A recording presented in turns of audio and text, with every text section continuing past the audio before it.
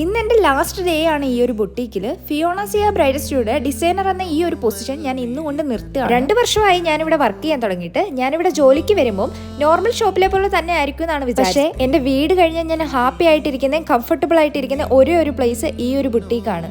2 വർഷം മുന്നേ വരെ ഞാൻ ഇങ്ങനെ ഒരാളെ അല്ലായിരുന്നു. കാരണം എനിക്ക് ഒറ്റയ്ക്ക് നിന്ന് സംസാരിക്കാനോ എങ്ങനെ ചെയ്യണോ എന്നൊരു തീരുമാനം എടുക്കാനോ ഒന്നും എനിക്ക് പറ്റിയിരുന്നില്ല. ഇവിടെ നിന്നാണ് ഞാൻ എല്ലാം തുടങ്ങിയത്. ഈ ഒരാളെ കണ്ടോ, ഇവനാണ് ഞാൻ ഇവിടെ മെയിൻ ആയിട്ട് വഴക്കുണ്ടാക്കുന്ന ഒരാള്. എൻ്റെ ഇവന്റെ പ്രശ്നം പരിഹരിക്കാൻ മാത്രമേ മാമിന് നേരെ ഉണ്ടാവുള്ളൂ. നിങ്ങൾ ആരെങ്കിലും നിങ്ങളുടെ മാമിനോട് വഴക്കുണ്ടാക്കിയിട്ട് അവിടെ തന്നെ ജോലി ചെയ്തിട്ടുണ്ടോ? അങ്ങനെ ഒരാളെന്ന് ഞാൻ. അതായത് ഞാനും മാമും തമ്മിൽ അത്രയും കണക്റ്റഡ് ആണ്.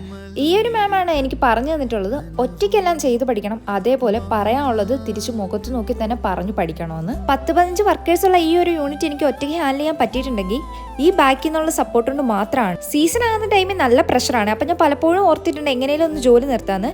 ഇപ്പം ഞാൻ അത് ഓർക്കുമ്പോൾ നല്ലോണം വിഷമിക്കുന്നുണ്ട്.